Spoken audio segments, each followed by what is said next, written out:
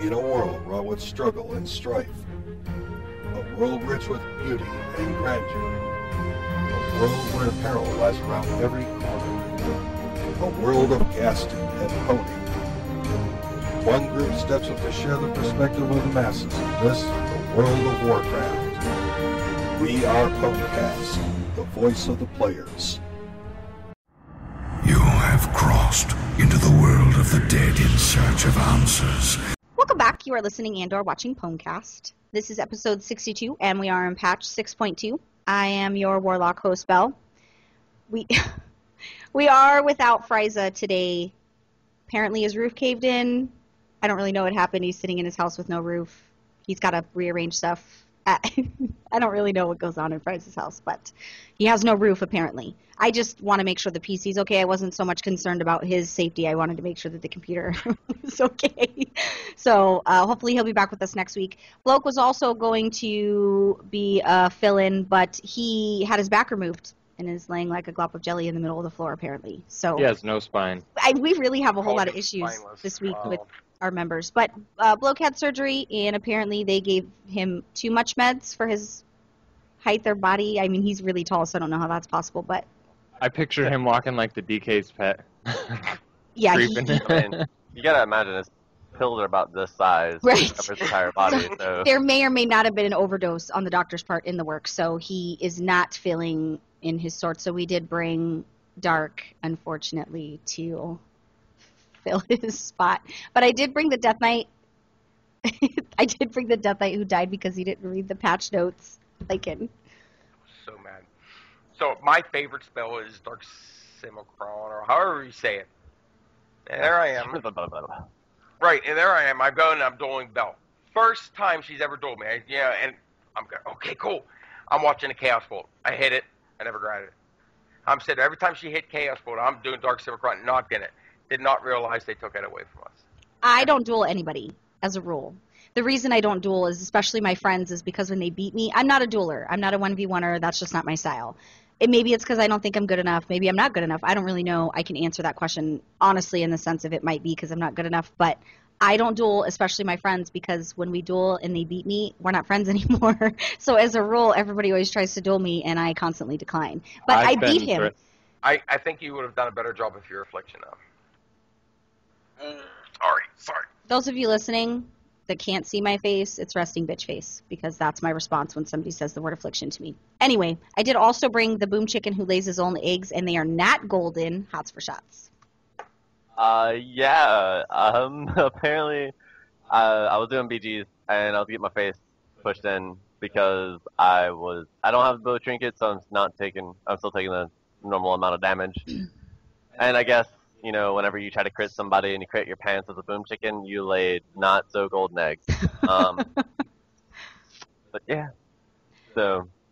At least you're back on the boomkin for PvP. Oh, I'm so happy, and the damage meters are mine. I mean, let's be honest, you weren't a really good rogue. I was a good rogue.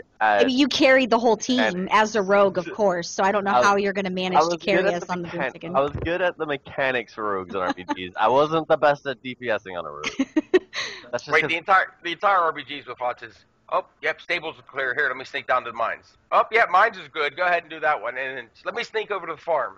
He liked doing rogue things. Secret rogue things, as it were. We did also bring the paladin whose divine protection broke, and now he's a daddy, Dark. It happens. I mean... Apparently it's not 99.9% effective. Yeah, you might need two forms of protection sometimes, but I had no healer. That's valid, actually. Pulling out the paper from the envelope. You are not the father. That's awesome. So we do have quite a bit of news on the agenda this week.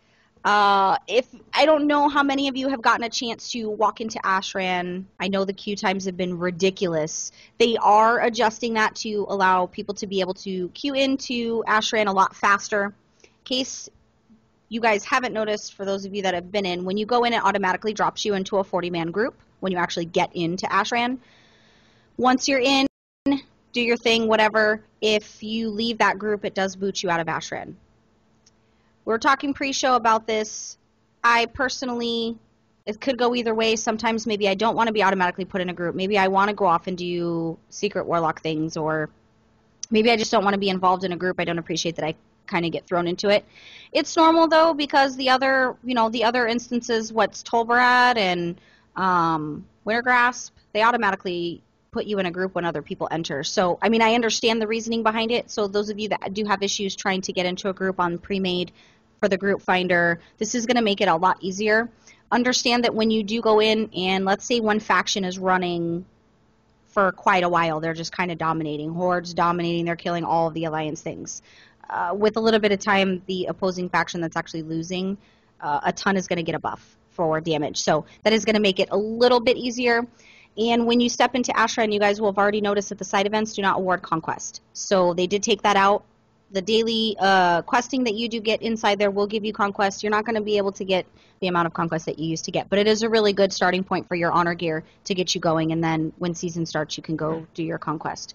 But I know Dark and Lycan went in this week to Ashran. I haven't made it in there yet. Good, bad, horrible? Don't all talk at once? Personally, I don't like it. That took away something like almost 30,000 gold per hour money making that I was doing in there. So I'd go in, the first thing I'd do, I'd go right over to Molten Quarry and start killing the little Gorons. And he'd drop a certain part for the auctioneer module. Oh, the language. It's the language parts. And I was making a ton on it. I mean, they're selling for anywhere between, 13 to 17,000 gold. The language ones are harder because you have to walk into Ashran to get them. Now when I walk in, I'm forced into a group. I can't just go over to Molten Quarry and do my thing. So I see where they're going with it. I understand why they're trying to do this. The only difference between this and Wintergrasp and Tolbarad is Tolbarad and Wintergrasp have a timed event and is over. Ashran just does not stop. So there's no way for me to go in and farm what I need to farm. I'd like to see them do something with the universal. And then you could get booted potentially if you're out. Right. If you go rogue and you're in a different part than where the rest of the pre-made's at, you could get booted. They could vote kick you, right? Yeah, I think I'm not mistaken. You can vote kick. But that was my next question. Because I haven't been able to step in there and test. Is there a raid lead of this instance? I mean, I don't remember how Tolbarad and Wintergrasp was set up. I don't think you could kick anybody out of those groups, if I recall. I don't remember ever us being able to queue into Tolbarad when it was that time and be able to kick anybody, right? Mm-hmm. Yeah, so... No, they might be able to report you as AFK. That's about it. And then that'll take you out of Ashran. But, yeah. I've only been able to get into Ashran twice this week. It's only annoying because of the queue time, which the queue time was about 2 hours for our server, Argent Dawn. It's now about an hour, which basically just tells me people got geared and are no longer going into Ashran. So, well, the instances are connected. We're not even necessarily stepping into anything Argent Dawn related. They have whole separate instances for Ashran. So. Yeah. But the queue seems to be because there's only 2 groups in each instance, 40 minutes each. So there's only 1 group per faction now. There's not like 3 different alliance groups in Ashran. I respect that though. I think that's a little bit easier. You just go in, do your thing, and get out. I think they're on a really good road of trying to fix the things that are broken. I think the concept of Ashran was a really good concept. They just kind of failed in its implementation. So hopefully Holinka, since he knows that it's not good, hopefully they can make it something better instead of just ditching it altogether when it comes to any future expansions. So with that, patch has been out. Heroic Hellfire Citadel was cleared by, shocking, an EU guild. I don't know why Americans aren't on their fucking job and just can't get a freaking world first clear for once. But an EU Ravencrest guild, they are called Example. We were talking pre-show about this. Method disband. There's no more. I mean, they were on the fucking top of the world, and then they all just like disband each other. What? They were like I don't understand. I don't know. I looked at the listings of who's cleared and what they've ran at. I mean, you got the only one that you have upper from U.S. side is nerfed, and they're from Tichondrius. Because U.S. is not as hardcore as everybody else. But you're right. Doesn't EU get a head start? Aren't they like a day ahead technically? No. when they launched that They're raid, actually a because day of that behind, reason. right? Right. Kind of. Well, It releases about the same time. It's just their patches are on Wednesdays, ours are on Tuesdays. yeah. I think they're just way more disciplined, in my opinion. And I'm not insulting Americans. Obviously, everybody knows I'm fucking America for life because obviously I'm American. But they really do, a good portion of your PvE and your PvPers are not American. And they really are very, very well disciplined gaming-wise to really hone their skills and kind of go do what it takes. You have no life if you're world first. You have a gaming life, but you have no life outside of that video game, which I commend each and every one of them because I don't have the attention span. I mean, Hots for Shots is the resident elitist, so he knows about not having a life when it comes to PvE. So I'm pretty sure we didn't speak to him for a month when he was in Decipher. Yeah, but he wanted to kill himself. Well, I mean, that's because he doesn't have the shut off button. He doesn't know how to balance. He knows how to go all in and. You know how to balance. I'm a balance druid. Well, so with that, the normal and Hellfire has been out for a week. LFR will release, the first swing of LFR will be out next week, which will be Hellfire Assault, Chromok, and Iron Reaver for the very first swing for LFR. Get in there and get your LFR on. We had a chance as a guild to step in. I think we downed the first two bosses on normal pretty easily. And then the third boss, the mechanics are so much things, much bubbles, much bullshit going on to pay attention, and I died to dumb stuff. But beautiful done mechanics. A lot of people were complaining about the first two bosses being really slow, mechanic-wise, and being just kind of a face roll. I quite enjoyed just watching things and kind of seeing what was going on there. So make sure you guys go step into Hellfire and check it out. Also to note, Blackrock Foundry and Highmaul have been nerfed 20%. So if you haven't, a lot of us probably didn't get our ahead of the curve. If you haven't, go in there, get some stuff done, maybe clear it on Mythic. Take advantage of having the nerf, which it happens every time there's a patch and they release new tiers. They nerf the previous one. So that'll also help you get you geared for, if you want to skip normal Hellfire and you want to step right into Heroic, you can go back and do Mythic or Heroic Blackrock Foundry and get well geared for it. Most of our raiders were not 680. We had a pretty, I would say 50-50. 50-50 people were, half of them were about 680 and the other half were a little bit lower on the eye level spectrum, but we didn't have a DPS issue at all. We had quite a few that were not even 670 geared and we did not have a DPS problem.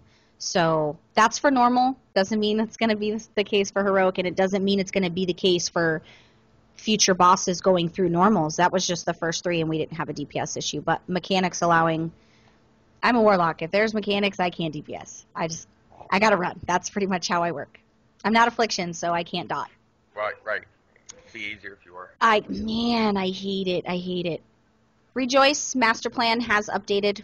With Master Plan updating, they also did include a little module for the naval mission, so you're going to get to see the percentages of those. I'm sure by now you guys have noticed that if your naval mission fails, it's more than likely that your boat's going to be destroyed. Remember that where you created your first two boats in your quest line, that guy is sitting there and you can create boats assuming you have 75 oil and I think it's 500 garrison resources, not exactly sure on the amount. The cooldown on those is 30 minutes. So every 30 minutes you can build a destroyer, you can build a transporter. That's how far I've gotten. I'm sure you're going to be able to build more different types of ships. I've only made it to those two. There's one more, right? Submarine. One more. The submarine? Yeah. Okay. Yeah, there's a submarine. So there's 4 total boats. Because the warship. Yeah. And when you're building your ships, too, for 500 garrison resources, you can buy an expedited work order, because that's what I did with mine, and I had them done within seconds. So basically, the contention with the naval shipyard is the boats are basically your followers. That's your equivalent to your followers in your regular mission table. You can roll the dice with the missions below 100, but every mission that's failed, I've lost a boat, and it pisses me off, and then I have to go, but I try to keep a backup. With that, make sure you're paying attention to the bottom and unlocking the things that you can add on to your boat.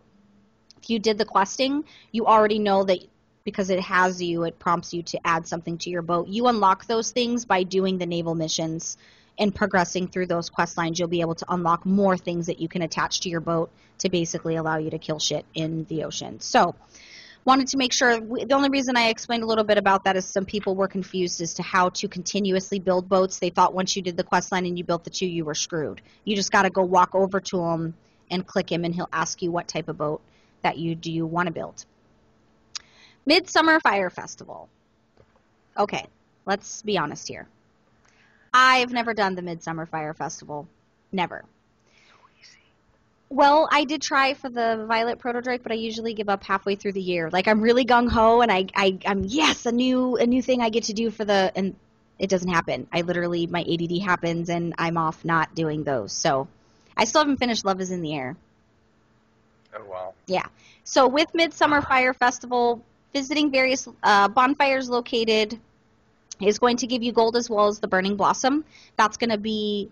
like any other holiday event, you can use that to purchase various foods, clothing, toys, pets, for you to be able to use. And, of course, there is daily quests in there that are a requirement for getting the Violet Protodrake that Lycan has, but Belle, sadly, does not. You have it, too? Of course you would have it. I don't even know if I am surprised. I have, like, a year or two after it came out. I'm sorry, I have a life. I'm busy raising children while you're getting year-long mounts that you have to farm, okay? I didn't really have any other defense except the kids because he's better at most stuff than me, but I'm better at birthing children, apparently. I mean, I'd hope so. I don't know if the thing that makes me mad is if he ever probably tried to birth a child, because his elitist nature, he would probably be better than me at that. No epidural. Right? No epidural. I got this. I'll start drinking a lot of stuff to try to get kidney stones because apparently that's like the equivalent kind of pass a kid for a guy. I don't really know what I don't really know what that feels like because I don't have a penis, but I imagine it hurts pretty bad. Feels like it would hurt. A big thing through a tiny hole. I've seen it double over people. I've seen it double over huge sized people like they were kids. I was just like, now we've quickly derailed, and I don't know where to recover from here. So I'm sitting here thinking about how this raid would be for his kidney stone, and it's just really bad in my mind. So is anybody else having problems taking Lycan seriously in his bow tie and his suspenders? I'm struggling. I love the bow tie. That's still a loot crate bow tie. It is an old loot crate bow tie. He's very fancy today. Fancy schmancy. It should be a crime to look this good. And I'm in t-shirt and I'm my basketball shorts because reasons. It's Sunday. Who cares? With the Midsummer Fire Festival, you will also be able to get a title if you complete the holiday achievements that are specified for the festival itself, which if you're Horde, it's going to be Flamekeeper. If you're Alliance, it's going to be Flame Warden. Titles, who doesn't love them? Most of us have way more than we care about since we pick a favorite anyway. We also... and I was really confused about this, so me and Lycan, we looked into the forums as much as humanly possible regarding the diminishing returns on account-wide level missions for gold. So I think I'm just going to read the blue tweet that was stated about it, and then we can just kind of talk about the good or the bad regarding that. Basically... Garrison gold nerf. There is a reduction in gold with alts, but running missions with additional characters' alts will still have a benefit over using just one. 2 characters will still make more gold than, say, just 1 character will. 3 characters will make more gold than 2 characters will. There's a diminishing return, but you're still making more than if you were just using 1 tune. Now, originally it was stated that the reason for this is they wanted to alleviate you feeling like you had to get on your alts and go farm your garrison, go do your daily monotonous bullshit that nobody wants to do on alts if they're only doing it for gold or they're only doing it to get their mats from their garrison. So they're nerfing the amount of gold that you get on your alts from your missions. Most of you guys are pretty adept with that with your treasure hunting and all of that stuff. I don't really know how noticeable it's going to be perfectly honest, because I only do it on a few alts, and I pretty much get tired of it and just kind of stick with Bell anyway. Lycan, do you do all the stuff on your alternate? To be honest, really what I've been doing with my alts is I've been logging in and just doing the pet battles, collecting the garrison resources, doing the pet battles for the pet charms. Nice. I get a Rockstar delivery. It just comes to me like from the Rockstar Fairy. I love her. Sorry. But yeah, when I do it, I usually, like I said, I'll run in, do my missions, and I do pick all the gold ones. And it was a nice income. It was a way to pay for... How much would you say you made in a week amongst all your alts and your main? bet you I could make about 400 to 500 easily. I mean, that's easy money. 400 to 500. It's more like a day. No, per day. Mm.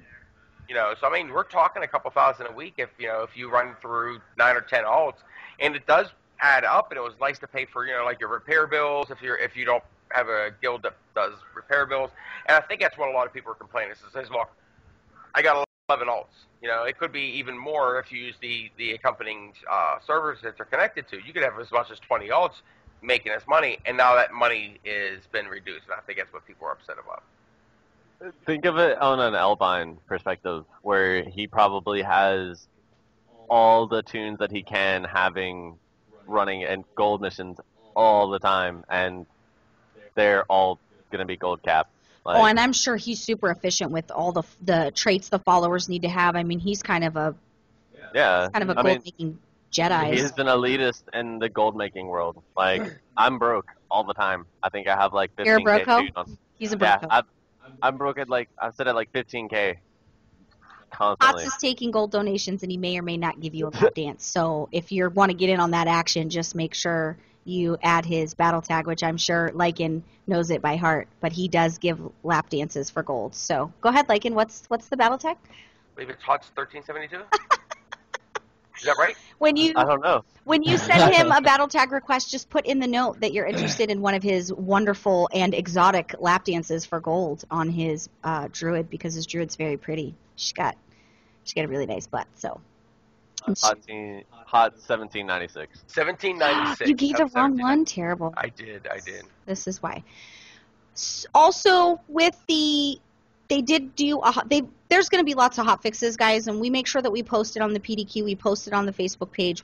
Obviously, we get it from World of Warcraft's page. If something is happening that you don't like, and the community kind of all seems to agree, there's going to be hot fixes that are rolling out as they're fine-tuning, they're adjusting.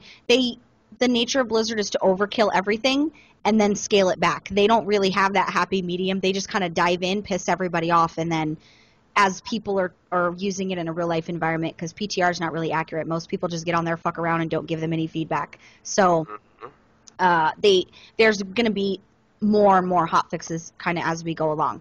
One of the things that they did hotfixes for Mythic Dungeons, they did triple your chance to get an upgraded drop to Warforged, which would essentially take that normal of 685 that you would get from a Mythic drop to 705, which is pretty swanky for item level. That's a big jump. Some of our guildies did have a chance to do the Mythic Dungeons. The first couple pictures I seen, everybody dead on the floor, which is awesome, because that's just anything with the word Mythic in it means lots of death and blood. And they did clear it. I don't know what dungeon they did. I watched it, but I couldn't. They were Greeley and them recorded a video. So, I think it's the Shadow Moon Burial Ground. Oh, it was Shadow Moon Burial Ground. I should step into a Mythic. Lycan, you did it too, didn't you? Yeah, I actually got pulled into a group that I didn't realize they had cleared all the bosses, which was fine with me, but I got up to Everbloom, and we were at the last boss, and there's no new mechanics. Things hit a hell of a lot harder, and But you're a DK. You're amazing. You're good at everything. I'm not going to say the priest's name, but I had a disciplined priest in there that was healing me, and I don't think I got one bubble. Oh. Are they spamming Holy Nova? They may have been. They were trying to spin. But well. Like in Everbloom. This is why we don't have nice things and nobody invites us to dinner.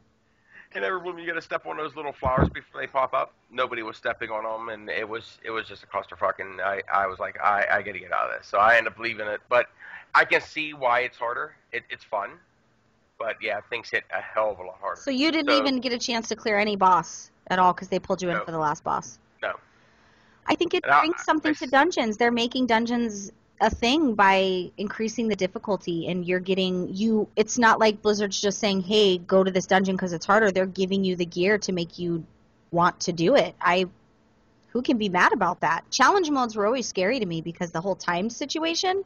I'm the type of person where if you tell me I have 3 days to take a test and that's the time limit on it, but if you give me 2 hours to take a test, I'm totally freaking out. Meltdowns I can't think, my palms are sweaty, so that's a lot of the reasons why I never did challenge modes, although HOTS is the challenge mode king, of course, because... I like the time things. Like, remember on scenarios... How many challenge modes have you done, No, Dark? but like scenarios, there was a time limit where you got that bonus objective. Like, that was fun, rather than, like rushing it. But is have a you little... done a challenge mode? No, I Can you PvP. explain to him the difference between a timed scenario bonus objective and a No, I'm fucking saying, but like challenge mode? the timed part is what you said. But it's you don't not- like Yeah. being timed. It's not timed like you think. It's like No, you have to beat it in this time to get silver or whatever, right? Yeah. On challenge mode. For gold, it's 20 minutes, but you have to remember you're wearing nothing but 645 gear. Base 64. it scales your gear. Only thing that works are enchants. No gem slots, no warforged. Yep. It's, You might as well be it's- running in that motherfucker naked with your wiener hanging out because you have nothing basically. Is that an option? Yes. And when you start and you click on that little icon in the middle and that thing hits 0, you don't stop pulling until you get to the end of the boss. Yep. End of the, It's end like of the boss. boom, It's fun. like Yeah. My team actually has. Our first time running it, we were 8 seconds away from getting servers fastest, and we still have that. faster's not always better, Hots. You get a little title. Just want to if make you sure get we're clear about that. I want to make sure I'm giving my boys the good life advice because Yeah. But yeah, it's. I want to go ahead and test I Mythic then. commend you because I can't. Me and challenge modes don't agree with each other. It's just I'm not skilled enough. Whatever you want to say, you call it. I know it's not. You can go in and experience it, and you can get completion for it, even if it takes you 7 hours. But the gear's beautiful. The gear's really. I would try to learn to do it just for the gear because the gear is definitely better than anything. In my opinion, I think the challenge mode gear for most classes is way better than. It's only weapons this expansion. Oh yeah, that's right. I forgot about Yeah. that. Well, is anybody running them then? Yeah, the weapons look amazing. Oh, yeah. They're still Yeah. pretty popular Yeah. enough for just weapons. Oh yeah. They have a badass hunter bow Mhm. that And- most of the hunters are trying to go for. And the the one-handed or the two-handed swords that are like 3 times the size of a gnome whenever they dual wield them. Yeah. And they're Yeah. like nothing but fire and brick. Right. And yeah. So it is pretty. I mean, it's definitely something you'd look into doing, but Mhm. I could never get a good group to do it. So we, Lycan had wanted to highlight, Bashiok had words with somebody on the forums. Here's the thing. So much complaints, so much bitching, so much QQing. People really lose sight of a lot of things when they're in the throes of the over-emotional gamer. And the problem with that is, so we'll start with the flying. They announced no flying. I literally thought the whole world was going to fucking explode. Everybody was literally up in arms. Then they make an announcement. They make an educated decision to consider the players' feedback. They considered all sides. They come up with a happy medium. They give you a good compromise, one that's attainable. And I thought it was really, really solid of them to do that. Everybody came out and bitched, oh, you're giving into the masses. You're giving into the wall. Fuck, if you just can't slit your wrist open and bleed for you. I don't know what else you want Blizzard to do. In this discussion, no matter what Blizzard does, there's always going to be somebody that's going to be pissed off. It just, you can't please, what are we at, 7.8 7.8, I think. 7.8 million players? You're not going to please everybody. You're lucky if you even please 50% of those people because everybody feels differently. So in this response to Blizzard listening or not listening, Bashiok had said, here was his response. Wait. I thought we caved a little too much. We can't both ignore all complaints from our castle atop, I'm not going to say the mountain. I'm not. It's actually, if you look at it, we decide what's fun. That's why I'm not smart because I never see those play on words. I'm really bad with that. So we can't both ignore all complaints from our castle on top of Mount. We decide what's fun. Okay, I appreciate that. That was good. And also cave into all complaints, can we? Maybe the truth is somewhere in between that we actually value the constructive feedback. We can admit mistakes and grow from them. And that we value and enjoy the ability to be able to create entertainment and honestly strive to make a fun and positive gaming experience. Here's the thing. He makes a really good point. Half the people bitch because they give in. The other half bitch that they don't do anything. And what he said is valid, and that's them admitting maybe we don't have all the answers as Blizzard. Maybe there are times when our players are so educated because they get on the forums and they give you statistics. They give you educated feedback from the beginning of time. There's been so many forum posts where these players, you would have thought they were game developers. The way that they laid out A plus A equals B and it makes C happen. Literally, our players are amongst the smartest in the world in giving the feedback. what's to say they're not the ones? They're the reason that Blizzard has done something because somebody has been so educated on a forum post that Blizzard was like, wow, we really need to listen to what these guys are saying because they brought us facts. Nobody listens to somebody that's a Facebook bitcher. If you're a keyboard commando and you get in a Facebook group and you think you're hard fucking core because you're talking shit on Facebook, Blizzard doesn't care about your opinion. They don't give two shits what you're saying. They care when you're on the forums and you're making an educated feedback suggestion, you're making an educated argument, you're being valid in what you're saying. I thought that was really nice that we're finally... I feel like we're starting to get a lot of honesty out of Blizzard as far as they're no longer kind of taking the high road and just not ignoring or deleting posts on the forums like you would always see. They just randomly disappear. They find the one word that's a bad word and violates the terms of use and boot you out of there. I feel like now they're realizing that they can be honest with us as players. Ian, the Watcher, he went on there and said, we'd rather you not play Demo right now. Demo's broken. We know it's broken, and we're trying to fix it. In the meantime, we'd rather you not play it and get on the forums and bitch about how bad it sucks. Wait till it's better. So many people took that bad, and they were like, oh, well, why have it if you don't want us to play it? That's not what he meant. All he meant is right now they know that there's something wrong with Demonology. It doesn't play the way they want them to play it.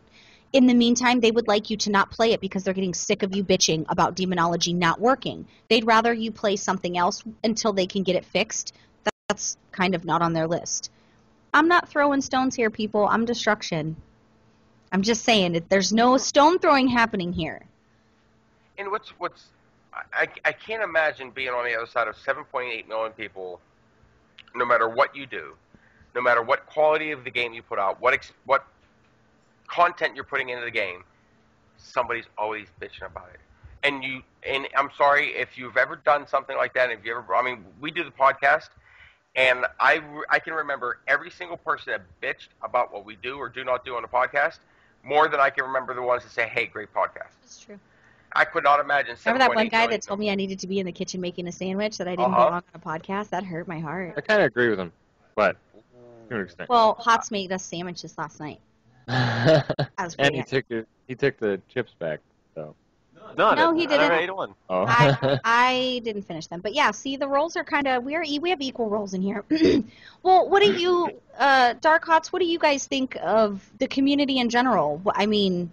I think it is impossible to please all 7.8 million people, but the biggest problem with me is, like, if they came up to me and said, Boomkin's broken, we don't want you playing Boomkin until we can fix it, but we're not going to put effort into fixing it until we finish everything else, I'd be kind of upset. Like, I can understand where people would get pissed off about that. But what would you prefer? Would you prefer them never tell you the truth and you just continue dealing with a class that they know is not working correctly, or would you prefer them actually tell you, listen, we can't get to it? Because we've been on either side of the coin where they just didn't comment about a class that was screwed up and they just let it go. Yeah. You'd be upset, but you would prefer the honesty. It's that Bliss is blind. I guess that's true. Some people. Yeah. I think the question. Yeah. I think the question would be is how did they let that spec get so fucked up and not catch up? Because of mechanics. It's nature. It's the nature of class balancing and ability pruning. It's the whole, like, a few episodes ago we were talking about how there's always going to be a class that's better in PvP than the other as far as specs go. It's just because of mechanics. And Demonology, the way their mechanics work, you have to build up something in order to turn into this big demon thing and then do all your burst damage, and then eventually that's going to run out. With you having to run, with you having to move, with things going immune, you just eventually lose, or you can't build enough of Demonology, or the whatever it is, to turn into that big demon, so it turns pointless. And they're trying to figure out a way to make it where you have to work to become the demon thing, but not just... It's called metamorphosis, sir. Yeah. I just like the demon thing that goes rah and leaps around the freaking map, and it's impossible to No, I'm a huge demon. Do you remember, though, at the beginning of this expansion, when we walked into Highmaul, the Demonology Warlocks were just absolutely wicked on their DPS. I agree, yes, that's very, and I want to make a comment, like, and you reminded me, somebody had said on the show, somebody had commented on the episode about Frieza speaking about Demonology Warlocks, and at the time of the episode, we all have our own opinions, and it was stated that, Demonology's never been good. and we had talked about, they're talking about Gladiator. I did kind of go through and look at some statistics. There's quite a few Demonology Warlocks that are quite fucking amazing. No, they are good, especially So I want to just apologize for the wrong information that was given by, I think it was maybe they weren't really hip to what was going on because he hadn't been playing for a little while. Maybe the break had we're not really sure, but that's actually quite inaccurate. I did look and was... Demonology Warlock won the BlizzCon tournament in 2000. Well, and for PvP, they're the best to sit the flag. Like, they're hard to kill. Well, Warlock in general is hard to kill. But they have more of like a defensive... When I say that, I mean I got shit on quite a bit last night in Battlegrounds, but it took a few of them to take me out versus one, unless you're a rogue. If you're a rogue, you're going to eat me, so... Well, and regarding Blizzard and all the changes they're trying to do, yeah, they're going to mess up on a few things, but, like, their heart's in the right place. As I said before, when they gave the mages Amplify Magic, they were trying to give them a little more crucial, small role in, like, the raids to help the healers get everybody's health back up. I haven't been on my mage. I heard they were taking the Amplify Magic away already, but... Just the idea of that, I think, was the only role you had on your mage. Smart. How sad are you right now? Well, But, the idea that they had, I think, was good. They can't leave classes the way they are and just come out with new dungeons and stuff. Like, everything needs to change or the game's going to be boring. Being Blizzard is like being a parent. We have 5 children, and 2 of the 5 are happy most of the time. And it's a different 2 every day. You're never going to please the whole of them because somebody's always going to dislike what you're doing. What I love about Blizzard, and this is me not kissing Blizzard's ass, everybody knows I don't sugarcoat. I love that they do give a shit to listen. And the reason we highlighted that is Bashok is one of the people that's always just being honest, and he really takes everything that's said in stride. And outside of lore, of course, he's another favorite community manager of mine. I just also want everybody to know that Samwise tweeted me this week, and I just want you to know that that's a big deal, and I may or may not be fangirling about that. So, just... Razor followed me. So. Literally the same day I was fangirling about Samwise actually tweeting back to me, and Dark's like, oh yeah, well, Razor followed me, and I'm like, there's not even a person at Razor, it's just a company. Nobody even cares. Anyway, so... We did get through the news rather quickly, so I thought we could sit down and talk a little bit about our reaction to the patch while we're talking about our week in WoW, so we can kind of put those in there. But before we do, I want to get into Lycan's lore section. You are actually talking about Gul'dan, correct? Yeah. Hang on. Let me make sure that everybody is aware. If you do not want any spoilers for what's going to be happening in future, you want to shut it off right now, and I will, when you're watching this, you'll see a little timestamp that'll pop up on when you can pop back in.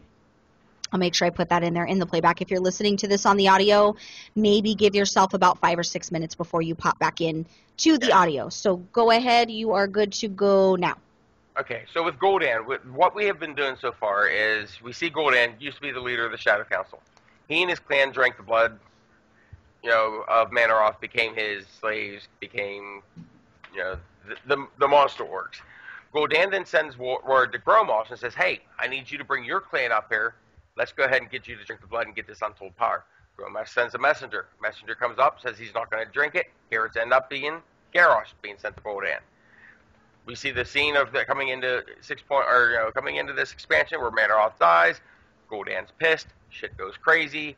Orcs be crazy. You got ogres corrupting Naru. You got Draenei sacrificing themselves. I mean, it's absolute bedlam through the entire expansion. But then you have Gul'dan just kind of disappears into the shadows like he does. Now, here's where the spoiler comes. We know we see Archimonde as the last boss of Hellfire Citadel. During this battle, at the very end, there's always a big cinematic at the end of every last boss. We see Archimonde, during his death scene, pushes Gul'dan through a portal. While he's doing this, though, he is saying, you made a pact. Pushes him through the portal, and he dies. Oh, I just got goosebumps. We don't know where the portal goes. We don't know where or what this pact was supposed to be. So what we're looking at is now, this is going to foreshadow what we're going in for the next expansion. Hold on, but they don't speak about it. They just, that's how it ends. Right, that's how it ends. What? And then, of course, I mean, there's still more goes on with this, too. But where did he go? What was the pact? Nobody knows any of this. What did he have for breakfast? I mean... Right.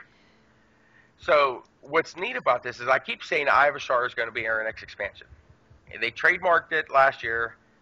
They haven't done anything, haven't announced anything. But there's a reason that I say that Eye of Ashar is going to be the next. I was going to ask you about that. I know we kind of get crazy when we see Blizzard trademarking stuff, and we all want to think that we know everything Blizzard. And let's pretend for a second that Blizzard did not trademark Eye of Ashara. Would there be something currently or in past that would show us that we're being led in that direction? Yeah, if you remember the original R Prime Gul'dan, the way he died in what is called this Tomb of Sargeras. It has the Heart of Sargeras in her, which is like the ultimate artifact. You get that artifact, it's bigger than the mana bomb things that they did on Theramore. I mean, this thing is just unbelievable power. It is sitting at the bottom of the ocean. When Gul'dan goes in her, he's going crazy trying to find this. He actually gets attacked, and they say by beings with red eyes or beady eyes and gnarly teeth. The only thing you can imagine at the bottom of the ocean that has this are the Naga. Ashara, being the Naga leader, would make sense. Who better for Sargeras to send out, or Kil'jaeden to send out, to get the Heart of Sargeras? Who better to go out and get that but Gul'dan himself? The original Gul'dan knew how to get there. I mean, that is the entire reason they lost the first war, is because he brought all his troops, he brought Cho'Gall with him, and basically broke down the entire attack plan they had set up. That's why the first war lost. But who better to go get that than Gul'dan? He's going to have that knowledge. He's going to know what to do. He's going to be able to solve the puzzle and get it. And now, another foreshadowing piece that really blew my mind is after you see the whole Gul'dan issue, you stand there and you watch. Here goes Khadgar. He shows up. You know, Yrel's there because she actually fights with you. Khadgar's always involved in everything. Right. And but Yrel's already there fighting Archmon. She helps you. Here you got Khadgar now. The first thing he does, he looks down, and there's a staff. It's Gul'dan's staff. It disintegrates in front of his eye. Yrel comes up. They start talking back and forth about what just happened, about how things are finally over. If you ever need help, Yrel says, let us know. But what really bothers me is that they, again, pushed the whole issue with the Guardian of Tirisfal. Now, for those of you who don't know, of course, the Guardian of Tirisfal is the most powerful person. He gets a little bit of magic from all the peoples. You know, like, I think Jaina's on her, Thrall's on her. The magic from all of the peoples? Right. He's like the super, warrior that you can imagine. He has Atiesh on his back, which is the staff of the Guardian, and they make sure you know that it's there. And how does Khadgar leave? He goes into Raven form, which the only other person that was ever known to do Raven form was Medivh. We talked about him possibly being the head of the council, correct? Like, right. Secretly, but it wasn't, he's not telling everybody that he's the head of the council, but there's certain things that he's giving hints that he might possibly be the head of the council. Right. I mean, why would he have why that not pitch? announce it? Why not say it? What's stopping him from saying, hey, by the way, I'm the fucking boss? You're not supposed to really know who they are. Oh, it's like the Men in Black. Right. You're not Like Illuminati. Exactly. You're not supposed to know who the 2 + 4 = Y - 10. It's Illuminati. Triangles everywhere. But the man's carrying the staff. He's got Atiesh on his back. And that's what's driving me crazy is why is all this going on? One big thing is what I think about also why we're going out of Eye of Ashara and why Gul'dan I think is coming this way is because of something that was said by Hezekiah. Somebody brought up about garrisons. What are we doing with garrisons? Are we bringing, are we going to be using them in the next expansion? Blah blah blah. And he turned around, he looked, and he said, "You will not be bringing them back to Azeroth." What? So if Gul'dan gets pushed through this portal, right? So he basically is saying we are going back. Well, I mean, at some point, I guess we have to go back to Azeroth. So there's not going to be a new continent? Is that what you're saying? There's not going to be a new... I called that. Yeah, we're going back. It's, he confirmed that we're getting rid of Draenor. And we decided, okay, so in our timeline, we decided that it's not going to affect what's what our other timeline's happening. Did we decide that, or because it's totally different? If if the people that have died so far in our timeline now, they don't die in that timeline. So I guess it would be only natural that we would have to go back to Azeroth because they killed off how many of our main players here. Right.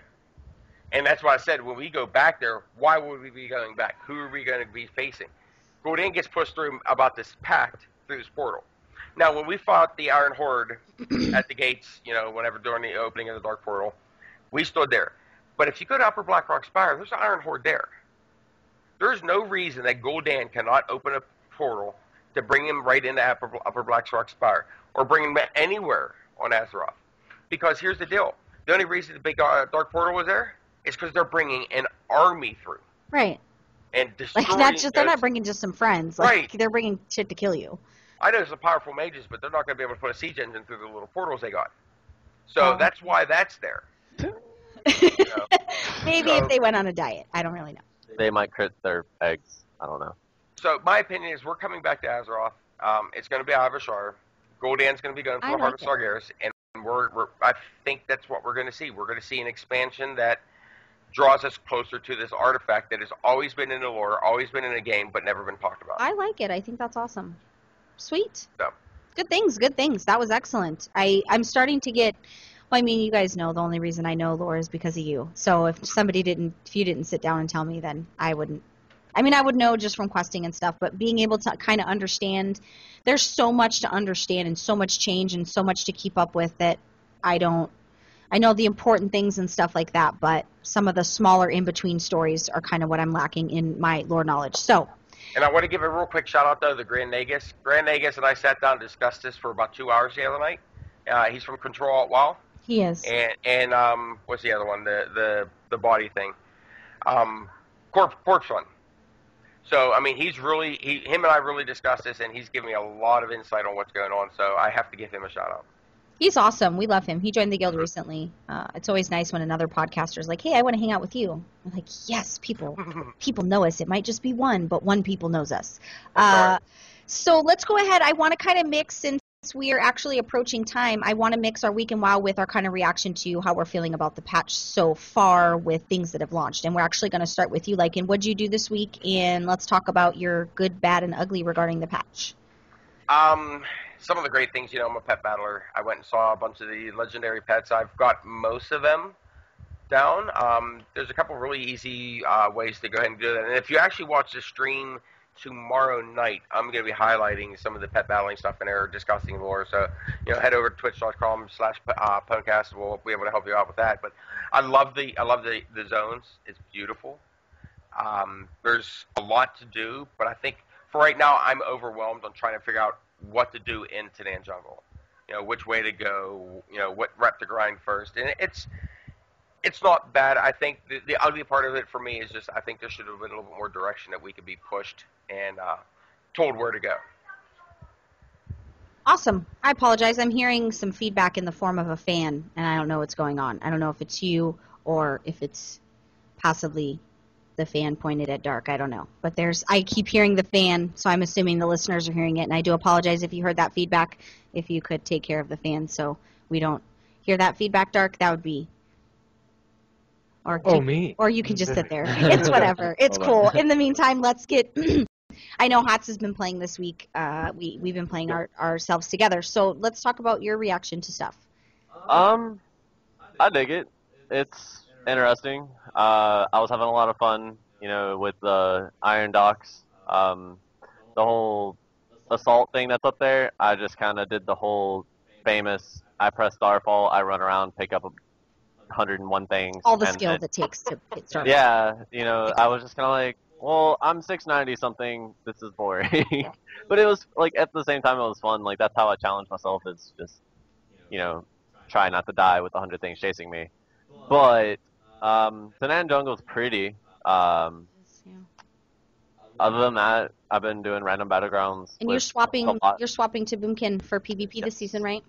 Yes. I'm also somewhat debating on finding a not so super hardcore raid team. But a somewhat hardcore raid team. You once told me there was no in between. You did tell me out of your very own mouth there's no in between. There really isn't. There's So no try. I'm just trying to Rationalize it. Making himself feel better Yeah. about wanting to come back. That's just your advice when we started the raid team and I sat down and said, I need your help from your perspective so that I can lead my people to glory. And you said there's no in between. It's one or the other. There's playing with friends, and then there's playing to progress. I think that some people can balance it if they're good enough. Yeah. If the leader's good enough, I think you can have a line that you can draw and say, listen, I'm going to give you this much time to not be shitty. And then that time passes. That's still usually shitty. how it goes. Yeah. So. But no, random battlegrounds have been fun. Again, lots of starfalls, lots of dotting everything up, topping the damage charts and all that. So common from. Yeah, you know. It's just... I can't even. Dark, what about you? What did you do this week and how are you feeling? I know you're just a PvPer. You kind of abandoned me with raids, so. Yeah, I'm not going to get into the raid part. I started my shipyard. I haven't been to Tanan yet. I was really more focused on getting honor geared, which I got completely honor geared last night thanks to all the damn queues. Even RBG queues were like 45 BGs. minutes. BGs, BGs, there's no RBGs. Random BGs. But yeah, I'm officially honor geared now. So... You got a lot of that out of Ashran, though, didn't you? I know you went in, or you got a lot of gear out of there. Yeah, kinda. Like, I think I got my last 4 pieces out of Ashran. Ashran did help with their new objective system. Like, a little quest will pop up, and you'll accept it. As soon as you enter in there. It'll give you 500 honor for winning 4 events. Like, it's cool. It definitely helped. I didn't have to get 500 honor in an hour and a half waiting for Battlegrounds, so yeah, the queues for good. Battlegrounds are ridiculous. Yeah. I think I figured out why Dark doesn't like PvE. Because when there's a big boss trying to smack you, you usually want to wear a helmet, and he doesn't want to mess up that wonderful dude. I know his hair game is just the best in this whole house, really. It's embarrassing when, your husband's hair is better than yours, largely. And not just for the color. Well, Lycan does have a close second. That's mostly because the beard, because the beards are epic. That's why I wear the hat. My week in WoW consisted of a whole lot of shenanigans and fuckery. I haven't been able to do much serious things just because I've been working and adjusting to my new reality of not working from home. But the patch, I'm pretty happy with what they've done. I've done some stuff in Tanan, and I do share your, it's a little bit frustrating, confusing. I took Ella into Tanan, and I'm like, I totally got you. I'll take you everywhere. I got us lost. I got us killed. Clearly, you don't follow me anywhere because I don't have any sense of direction. No. I can get where I am. Obviously, I'm a capable gamer, but when it comes to doing stuff in a map that's new, don't follow the person who's never been there. Follow somebody that's been in there. Kind of reminds me of this old saying, don't follow the rogue, because rogues forget they have stealth. Right. And the people following them don't. And they'll drag you through everything. And they'll drag you through That's everything. True. And I forgot that because I have the stables, I don't get dismounted. So she got dismounted, and I was way far, and she's like, hi, are you going to help me? Oh, I'm sorry. I didn't even notice you were dismounted. But we did start I've already been streaming on the Pwnecast channel Fridays and Saturdays. We did start streaming. Who's starting tonight? Dark, you're on tonight? Dark. Yeah. So make sure you guys go to twitch.tv/Pwnecast and go check out. We have the stream schedule. It's going to be every night of the week, and there's going to be lots of goodies, lots of different members of Pwnecast doing some different streaming. I'm actually going to go ahead and get us on out of here. If you need to get a hold of one of us, you can get a hold of us on the Facebook page. You can also go to everybody's individual Facebook profiles, all that. You guys already know all that stuff. We don't have to tell you how to get a hold of us. Keep commenting on the videos and letting us know what you think. We really are appreciating the good conversations that are happening every episode. You guys are really hitting us with some good stuff, and I really, really appreciate it. Thank you so much for spending an hour every week with us. We appreciate your guys' loyalty. Also, don't forget, PwnecastDailyQuest.com. still making it happen, still doing good things over there. We are going to get out of here. All the people that have, there's Mention, right? All the people that have the weird stuff are not in the call, so I'm happy there's no action figures, so I'm going to get, God dang it. I spoke too soon. We're going to go ahead and get out of here. Thanks for joining us, guys. Bye.